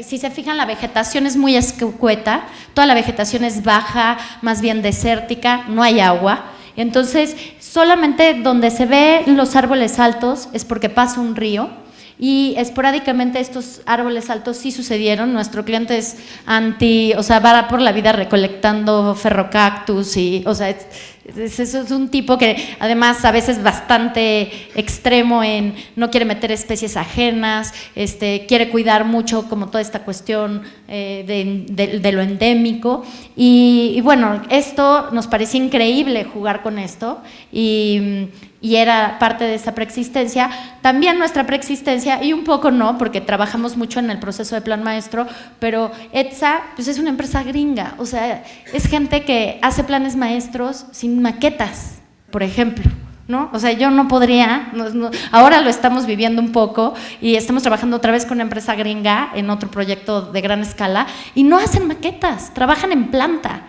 Y entonces, cuando haces la maqueta y pones la cajita que el güey estaba pensando en el lugar que estaba pensando, de repente hay una cañada de 8 metros o de 10 o 15 metros en un tramo minúsculo y eso es un mal además académico también, ¿no? O sea, se trabaja mucho en planta. Y cuando te enfrentas a esto, pues claro, de repente, ahora que estamos interviniendo este plan maestro, estas calles que están planeando aquí, que es la primera etapa, pues tienen un desgaje, o sea, si ven el corte, qué lástima que no pusimos el corte. El corte es, como va la calle de 16 metros de ancho, cual gringo style, ¿no? Olvídense de los callejoncitos románticos, no, 16 metros, que es ida y vuelta. El corte del terreno es así, natural, y ellos están proponiendo un talud de 17 metros de alto, luego horizontal, luego otro talud de 12 metros y ya, ¿no? Entonces ya, adiós cerro, ¿cuál cerro? ¿No? Y nosotros justamente ahora estamos trabajando con cómo poder suavizar esa intervención y empezar, entonces estamos rompiendo la calle en dos para que uno vaya arriba y otro abajo, sean veredas más finas, las contenciones sean de menor escala, y no porque no hagamos nosotros contenciones de 16 metros, porque ahorita van a ver una, pero es desde otra visión, no esta de valerte madre, literal, un terreno. Entonces, este es el plan maestro, aquí ven sembradas 1000 casas, bueno, 1000 lotes, y nuestra intervención venía principalmente en esto, que es la zona del acceso, la carretera federal, y la zona que vieron, o la vista que vieron hace poco, es justamente hacia el mar. Aquí pasa la carretera escénica, y teníamos una intervención aquí de un hotel, tenemos una intervención y de unos miradores, y bueno, son las pequeñas piezas que hemos ido tejiendo al tiempo. No todo lo que hemos diseñado está construido, mucho de lo que hemos diseñado se ha cambiado 3, 4 o 5 veces y se ha terminado haciendo otra cosa, porque también es lo que pasa con un proyecto tan largo, pero creo que al tiempo ha sido muy interesante. Ahí pueden ver nuestra maqueta, que sí construimos. Es una maqueta de 3x4, ¿no? 3x4, justo. Con toda la topografía del lugar increíble. Es muy recomendable, ¿eh? Y tardó 2 meses en hacerse con 4 personas. Pero, por ejemplo, tatuamos todos los lotes en esto. Y dijimos, si esta banda hubiera hecho su plan maestro viendo esto, se daría cuenta de la idiotez, o sea, de verdad. Pero miren, aquí está, ese es un primer gesto que luego les vamos a platicar, que es un hípico, pero cómo haces un negativo. Pero cuando tú ya entiendes, yo cuando hicimos esta maqueta, que fue 2 años después de ir, dijimos, puta, si lo hubiéramos hecho desde el primer momento, hubiera sido un paso adelantadísimo a entender mejor el proyecto, porque cuando ya puedes tocar la topografía, verla, aprenderla, es mucho más fácil entender qué le puedes hacer a cada una de las zonas, ¿no? Exacto. Y claro, ya obviamente hoy, pues después de caminando una y otra vez esto, o sea, ya tu cerebro disecta, escala, entiende, recuerda el viento, por dónde entra la niebla, por dónde está el chiflón. O sea, aquí el tema de vientos es crítico. El clima en Ensenada es un calor de 38 grados al sol, un calor de 15 grados en sombra, o con el mismo calor, pero en sombra es dramáticamente frío, y en las noches, en temporada de diciembre, es húmedo, es tremendamente frío, puede llegar a menos de 0 grados la temperatura. Entonces tiene este alto contraste, y todo ese 0 grados tiene que ver con el viento. Entonces aquí en mucho era, por ejemplo, el ver, incluso el imaginar, cuando imaginamos el hotel, cómo la niebla entra todas las mañanas. Pues no lo pudimos ver en un día, o sea, teníamos que salir a las 8 de la mañana a caminar, y es otra vez esta parte de que te da la oportunidad, el tiempo de vivir un lugar, de entenderlo y de poder trabajar con eso. Ahí está otro segmento, creo que no traemos completa, ¿no? La maqueta, pero bueno. Aquí ya entramos en otra escala, que es justamente la zona de acceso.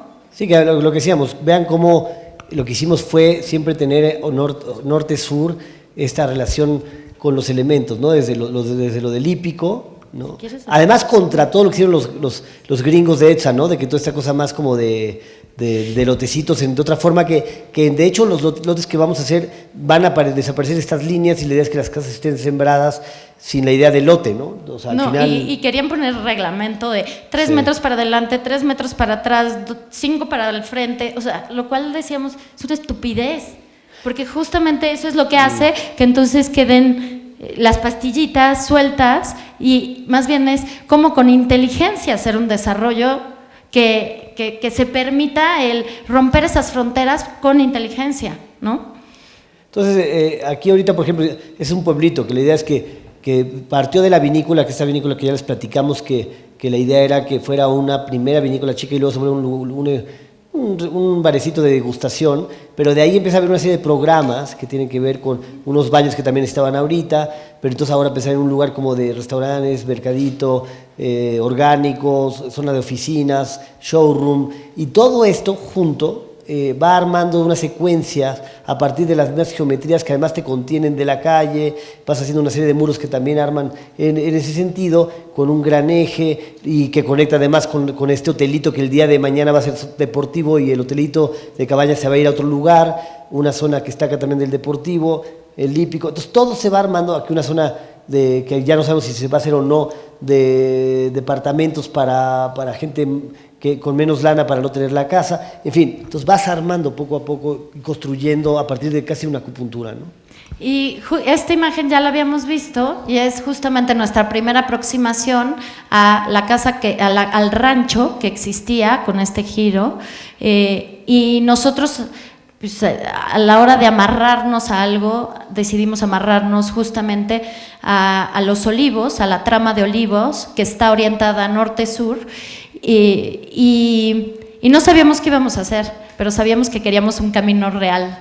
Entonces, un gran vacío que generara esa conexión, que pasara por agua. Ahora este pasillo, este muelle cruza esto que es un gran hoyo, un reservorio de agua, y que conecta todo este eje que vimos antes, ¿no? Aquí sé que ya vimos la vinícola, solo son un par de imágenes para hablar otra vez de que esta fue la primera exploración de tejer el paisaje orgánico con esta serie de líneas. Y en la mañana platicaba con Andrés y con Regina de cómo una inserción tan minúscula, que en este caso son 200 metros cuadrados, genera estos brazos para otra vez jalar al paisaje y apropiarse, pues, tratar de devolverse a otra escala, ¿no? De desdoblarse. Y la selección matérica, ¿no? Por eso me interesaban estas imágenes, la piedra, el concreto, la madera, el acero, como parte de esta estrategia de ir haciendo estos tejidos. Y la luz, ¿no? Este es francamente una fachada sur y se ve francamente lo que el sur puede hacer con la luz, ¿no? Yo creo que eso es muy importante, justamente como la geometría de esto que era una cosita muy chiquita que nos pedían, pero convencimos al cliente de empezar a tener este primer gesto de negativo, aprovechando que necesitábamos estar hundidos para la parte de temperatura de lo del vino, y esto ya es una metáfora, esto ya es un primer signo de cómo empezar a intervenir un lugar, y que este lugar además nos pedía que ya entonces los viñedos se sembraran, así como los del círculo, en ese sentido. Oye, son las 8 y nos falta... A ver, pues vete un poquito, 5 minutos y dejamos ¿Cortamos? Pues a ver qué hacemos, sí. No, nada más para que se termine de cerrar por lo menos. Sí. Esta que es una muestra un poco de las alrededor de 30 maquetas que llevamos al día de hoy esa es la primera, ¿no? Cuando solo teníamos el camino real y la vinícola, nada más. No sabíamos qué más íbamos a hacer, todavía no sabemos, de hecho, porque esto no es el resultado final. De cómo cada croquis, nuestro cliente enloquecido hoy abre los ojos y, güey, vamos a hacer un mercado con un invernadero y vamos a meter orquídeas, y al día siguiente es, no, olvídenlo, ahora vamos a poner, ¿no? Y nosotros cada idea era, pues a croquis, no, ya no, otra vez, no, ya no. Entonces, en 6 años, pues imagínense la cantidad de croquis de casco y maquetas que hemos hecho. Esta es la última hasta el día de hoy. Que yo creo que además quizás sí tenemos que cerrar para decir, es como cuando hablas en los programas de televisión que pones lo bueno para que luego no se pierdan el día siguiente, ¿no? Sí, exacto, el final del viernes, ¿no? De la telenovela. Mira, yo creo que este proyecto, pegado al de Artes, habla de una secuencia de ideas que otra vez, espero no estén repitiendo un estilo, sino estrategias que tienen que ver en cómo comportarse en un lugar específico. Acá, por ejemplo, pues es como, a ver, desde Desde el mercado de Oxtotepec, que tiene una estrategia que permite que pueda crecer el mercado, porque lo que tienes son esos techos que se abren, se cierran, y desde ahí puede crecer y hacerse más abierto, abrir un patio, si fuera más grande el mercado, y porque las frutas o porque te pidieron y ya conseguimos el terreno de al lado, podría crecer en N veces, porque hay una estrategia. O podríamos haber hecho de 1000 maneras el mismo mercado con techos a diferentes alturas y es la misma idea. En artes pasa lo mismo. Artes, al final de cuentas, son una serie de volúmenes que hacen un ajedrez y que tienen un sentido de lógica donde podría haberse crecido también de otra forma, porque depende del programa el que te lo plantea, pero ya está armado desde ese nivel. Y acá lo que yo siento es que con un programa, además, es un programa que tenemos un poco de la mano, que a veces lo cambian o no, porque tiene que ver con una investigación que tiene el cliente de qué vende, qué no vende y qué va funcionando, y que tiene que ir vendiendo o acercando a la gente, que eso sí ha sido un éxito. 4-4 hoy se conoce por cada evento de la vendimia y por las cosas que hemos hecho, que es primero la vinícola y luego los baños. Y hemos hecho estos muros que ven acá, es de lo primero que hemos hecho, porque te ayudan a contener y tratar de entender la forma, esta casi oval, de contención de un espacio que aunque estás en medio de todo, también tenga su propio universo. Y que después dices, bueno, en estos coches, pues vamos a hacer la contención ahora de los coches, hacia el otro lado. Seguimos con el famoso eje desde el principio, y aquí hay como unos primeros esbozos de lo que podría suceder alrededor de las oficinas y otros elementos. Lo que es interesante es que este proyecto podría ir por muchos lados, pero lo que ya está muy claro es la estrategia, de que dependiendo del programa vamos a moverlo por un lado y por otro, que tiene que ver 100% con el jazz. No sé mucho de música, pero lo que puedo medio saber, por sentido común, es que el chingón es el del bajo, ¿no? El del bajo es el que va marcando la línea, ¿no? Y luego el que uno, no, este cabrón con la lira, y no, ni madres. El del bajo, el que está ahí como todo serio, ese es el que lleva el camino del todo, ¿no? Porque desde ahí trabajan los demás. Yo siento que los trazos y la lógica de cómo hemos puesto esto es la especie del bajo, ¿no? Y desde allá podemos echarnos un requinto, un solo de batería después, dependiendo de lo que el programa nos pida. Y así ha sido, porque cuando hicimos los baños, ni idea al principio de que iban a hacer esos baños. Haz 4 baños. Puta madre, pues hay que echarte una buen solo de batería ahí, ¿no? Porque, ¿qué haces? Si no, no te van, pinches baños ahí, ¿no?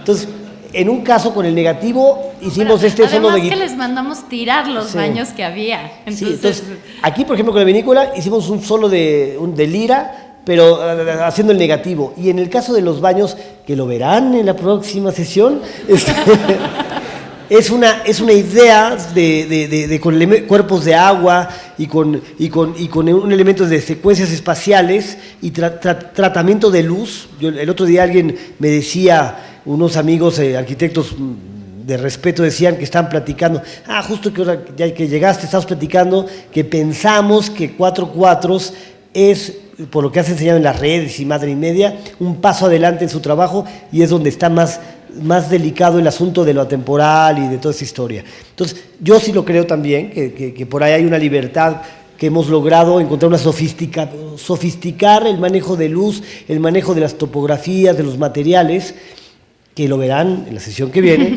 y eso hace que entonces, esto que hoy día no es un cuerpo terminado, pero sí te indica el camino de la investigación, del laboratorio, hacia dónde va trabajando. ¿Ya? ¿Seguimos? Porque o sea ya que, vamos a entrar yo creo que quedamos con esto, porque digo, ya son 8:05, pero sí creo que, considerando que la última sesión será de procesos también, y que tiene que ver con cómo se habita un lugar. También creo que empezar con esto, que es de lo temporal a la ocupación de un sitio y de la transformación en su proceso, podemos también ver cómo se ha vivido ese lugar, y desde allá ya involucramos a los otros componentes para terminar de cerrar las ideas de la cátedra. Muchas gracias. Gracias.